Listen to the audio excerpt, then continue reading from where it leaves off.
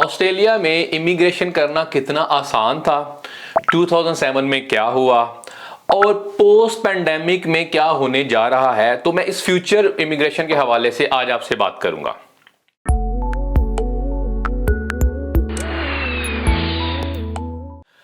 मेरा नाम नासिर नवाज है और मैं ऑस्ट्रेलिया में रजिस्टर्ड माइग्रेशन एजेंट हूं। आज मैं बात करूंगा कि ऑस्ट्रेलिया में जब 90s की हम बात करते हैं तो तब तो बहुत आसान था इमिग्रेशन लेना, क्योंकि बल्कि इनका जो मेन कंपेटिटर था वो यूके था, यूएसए था, इसके अलावा जो कनाडा भी इनका कंपेटिटर था और लोग प्रेफर करते थे वहां जाने के लिए क्योंकि वहां पे सूरत हाल बहुत बेहतर थी।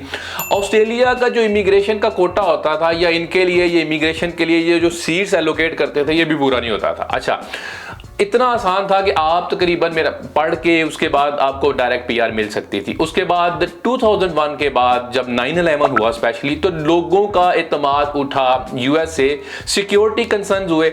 अब पूरी दुनिया की अगर आप मैप को घुमा के देखें तो आपको ऑस्ट्रेलिया अलग थलग से एक बहुत बड़ा आइलैंड नजर आएगा। ये आइलैंड भी है, कॉन्टिनेंट भी है और इसको चारों तरफ से चूंकि पानी है तो इस पे हमला करना भी जो बड़ा मुश्किल है।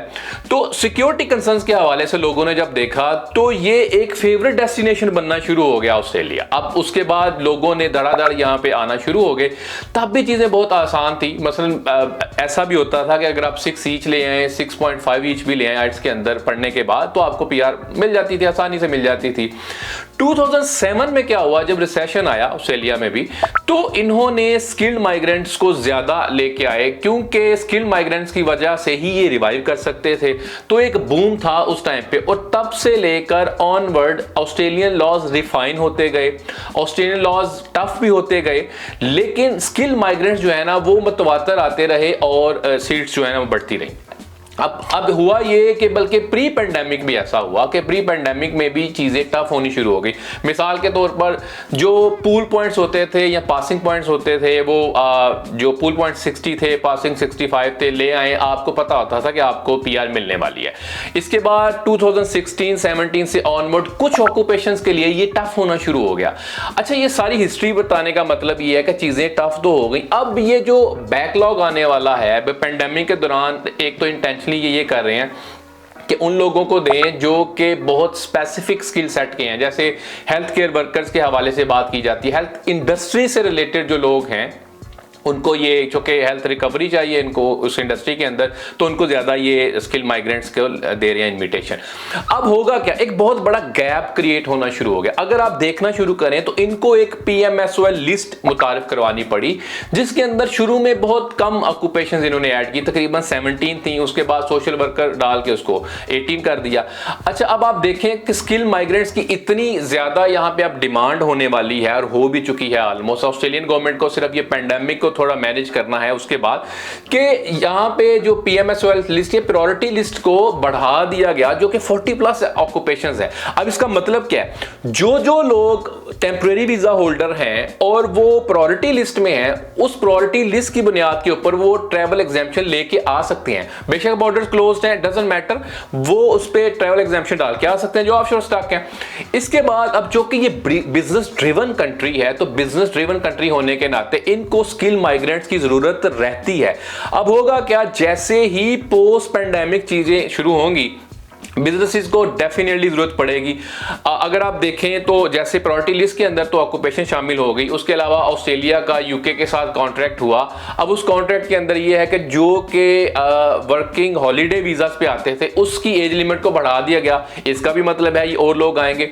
इसके अलावा स्टूडेंट्स को वीजा देना ये स्टार्ट कर देंगे, बहुत तेजी से देंगे। उसके बाद बहुत सारी ऐसी हाई कमीशन या एम्बेसीज हैं ऑस्ट्रेलिया की आउटपोस्ट कि जिन पे बहुत स्लोली अभी प्रोसेसिंग हो रही है। पाकिस्तान उनमें से एक है, ऑब्वियसली इंडिया के अंदर हो रहा है, लेकिन एक जो नॉर्मल पेस है उसके अंदर प्रोसेसिंग टाइम चल रहा है। अच्छा, स्टूडेंट्स को ये धड़ाधड़ वीजा भी देंगे। उसके अलावा 482 सब क्लास वाले भी आएंगे, 186 वाले भी आएंगे और स्किल माइग्रेंट्स जो है स्पेशली जो पॉइंट सिस्टम वाले हैं वो भी आएंगे। अच्छा, ये जो सारा सिनारियो है, ये अगर आप पास्ट को देखें तो ऑस्ट्रेलिया को सिर्फ जो इसको आगे मैनेज करने के हवाले से लोगों को और लेके आएंगे। इसके अलावा अगर देखा जाए तो पोस्ट पेंडेमिक के अंदर इनको बिजनेसेस को भी बूस्ट देना है। अब बिजनेसेस को बूस्ट देना है तो इनको ज्यादा लुक्रेटिव डील्स देनी पड़ेंगी। तो जो लोग, मेरी अंडरस्टैंडिंग ये है, जो लोग अपनी ऑक्यूपेशंस के अंदर काम कर रहे हैं उन ऑक्यूपेशंस के अंदर इनको डेफिनेटली वो चीज, उनको प्रायोरिटी दी जा सकती है, ये मेरी अंडरस्टैंडिंग है। अगर आप ऑस्ट्रेलिया के अंदर हैं तो आपको इसमें काम करते रहना चाहिए। अच्छा, बहुत सारी स्टेट्स ऐसी हैं जो अब कोशिश ये कर रही हैं कि ऑफशोर जो उनके एप्लीकेंट्स हैं, स्किल माइग्रेंट्स, उनको भी दिया जाए। अब साउथ ऑस्ट्रेलिया को देखें कि साउथ ऑस्ट्रेलिया ने इसके अंदर स्टेप लिया। आज भी साउथ ऑस्ट्रेलिया में ऑफशोर बहुत सारे कैंडिडेट्स जो हैं वो अप्लाई कर सकते हैं। स्पेसिफिक अभी ऑक्यूपेशंस हैं जिनके अंदर ये अप्लाई कर सकते हैं। जैसे ही न्यू साउथ वेल्स या विक्टोरिया के अंदर, ये इस तरह बहुत सारी दूसरी स्टेट्स के अंदर जैसे ही सूरत हाल सेटल डाउन होगी, मेरी अंडरस्टैंडिंग ये है कि ये ऑफशोर कैंडिडेट्स के लिए भी खुलेंगे, ऑफशोर एप्लीकेंट्स को भी ये लेके आएंगे, क्योंकि ऑनशोर जो एप्लीकेंट्स हैं या ऑनशोर जो लोग प्रोस्पेक्ट्स हैं उनको शायद वो सारे स्किल सेट को कवर ना करते हो। ये मेरा एक एनालिसिस है फ्यूचर माइग्रेशन के हवाले से ऑस्ट्रेलिया में। अगर आपको इस हवाले से कोई सवाल है, आपको कोई सिनेरियो है, तो आप कमेंट बॉक्स में जाके कमेंट कर सकते हैं। हमें सपोर्ट करने के लिए, हमें एनकरेज करने के लिए, हमारे चैनल को सपोर्ट करने के लिए इसको सब्सक्राइब करें, इस वीडियो को ज्यादा से ज्यादा शेयर करें।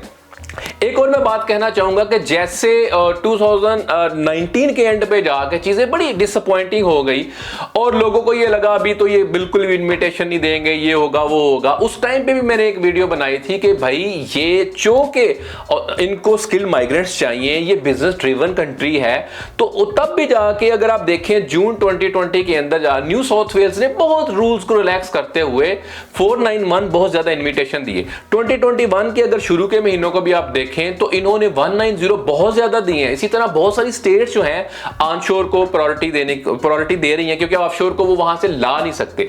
लेकिन मुझे लगता है चूंकि प्रायोरिटी लिस्ट है उस पे एग्जेम्पशन मिल सकती है, तो आने वाले दिनों के अंदर हो सकता है कि ये ऑफशोर कैंडिडेट्स के लिए भी बहुत ज्यादा जो एप्लीकेशंस हैं स्टेट वाइज जो चीजें हैं वो खुलना शुरू हो जाएंगी। हमें एनकरेज करने के लिए चैनल को सब्सक्राइब करें। Thank you.